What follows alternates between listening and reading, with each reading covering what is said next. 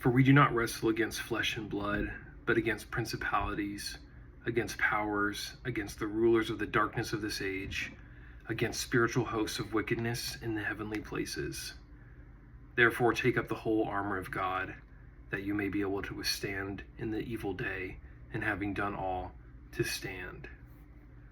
That's Ephesians 6, verse 12 and 13.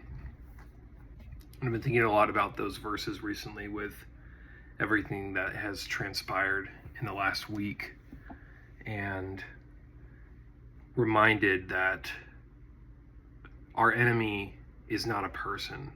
Our enemy is not the other side. Our enemy is not flesh and blood. Our enemy is spirit. Our enemy is Satan, the devil, the true enemy, the prince of lies. And I felt this calling or this tug on my heart for a while to start sharing my, as I drop my pen, to start sharing my testimony and sharing my story, and to just start talking, which feels weird and I don't like it, but it's probably been about a year that I felt the Lord just kind of slowly working on me to, like I said, just start talking. It's kind of been that simple from him, I think. Just start sharing, just start talking. And I guess I just have been really hesitant and nervous to do it because I don't like, it's nervous. It's nerve-wracking to do that.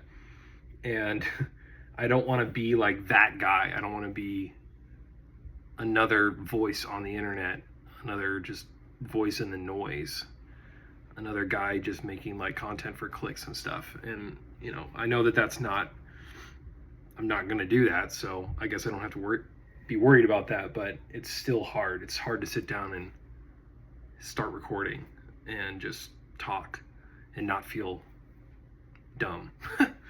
But I have really felt emboldened by Charlie and his passing and his life that he lived.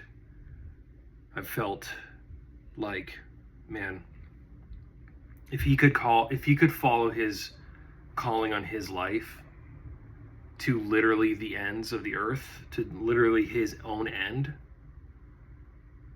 why am I over here like all nervous and not following the calling that I feel like the Lord has given to me because I'm like nervous about what people think, or I'm nervous about like losing friends, or I'm nervous about just being judged. I don't know, like dumb things. Like, why am I worried about that? And so, it's just really I felt emboldened by Charlie and his life, and the spirit has just really been like heavy on me that I need to like do this.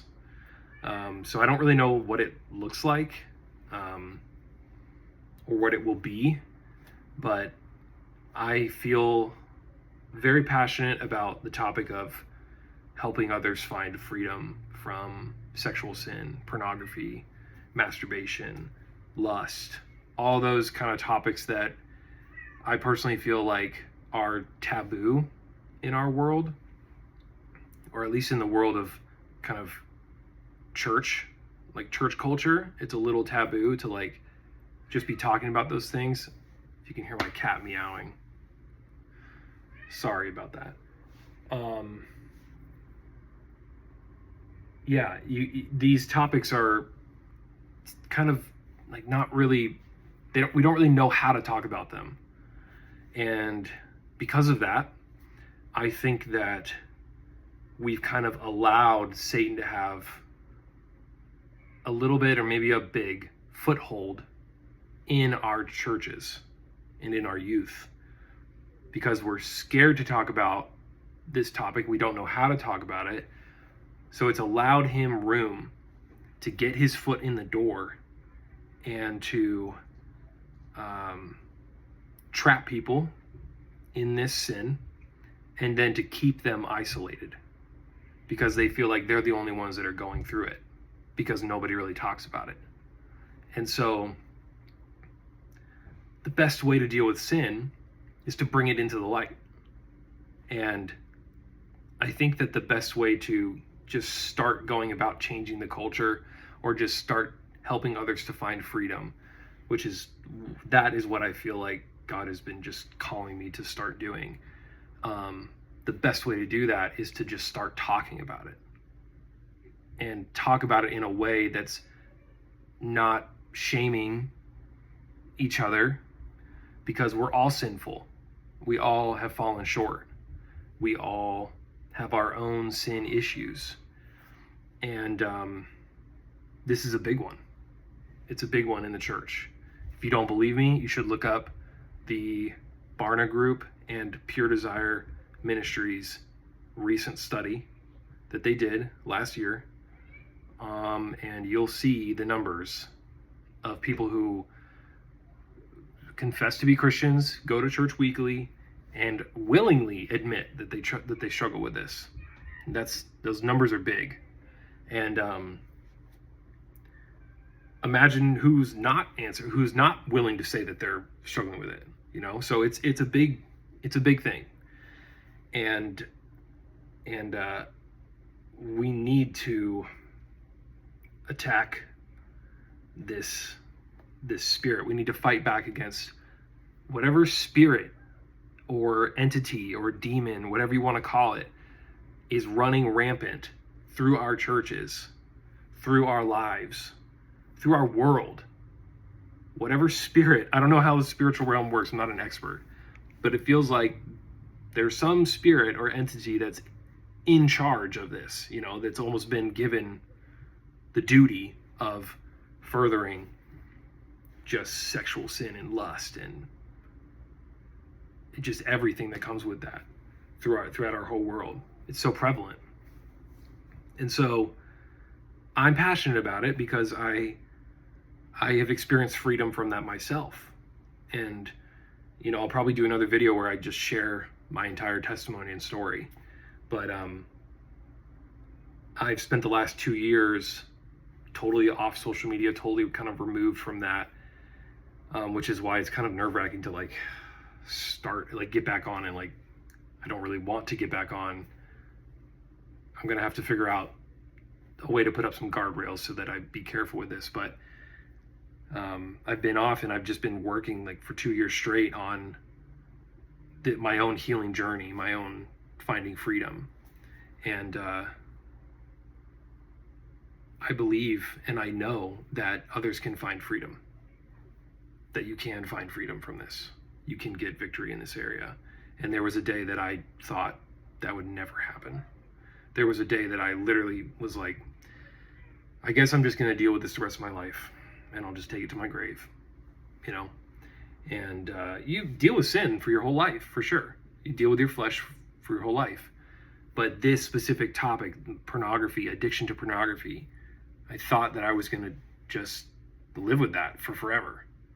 And by God's grace, He delivered me from it, and I found freedom. And I guess I just want to share some of the tools that I've learned with others, and some of the wise counsel that I've been given with others, and just start creating a space for others to be vulnerable and to admit that they have a problem and to start to seek healing for themselves. I want to create a space where it's not taboo to talk about these things, and you realize, I do love the Lord, and I do want to get free, and I can get free. And the enemy just wants to lie to you and say, you don't love God and you can't get free. And he wants to keep you isolated. So the best way to fight back against this, I think, is to bring it out into the light, to start talking about it, to break down the walls, the stigmas, everything, and just start talking about it. So that's what I want to start doing. You can follow along if you want. If you don't want to, that's totally fine. I know this content will probably not be for some people, but that's okay. And I'm just praying that it will find its audience, and it will find that God will direct it to, whoever needs to hear it. And I'm just excited to like maybe get the chance to walk alongside some other people in their own journey. So that's what I'm gonna be doing. Pray for me, because I feel like the enemy is gonna have a target on my back and my family because I'm stepping out in this. But yeah, so if you want to join, you can follow along, and if you are struggling with this yourself, DM me, leave a comment, message me, whatever. Just get in touch, and I'd be really happy to answer any questions or just chat and start to walk through it together. So thank you for your time. God bless you, and thanks.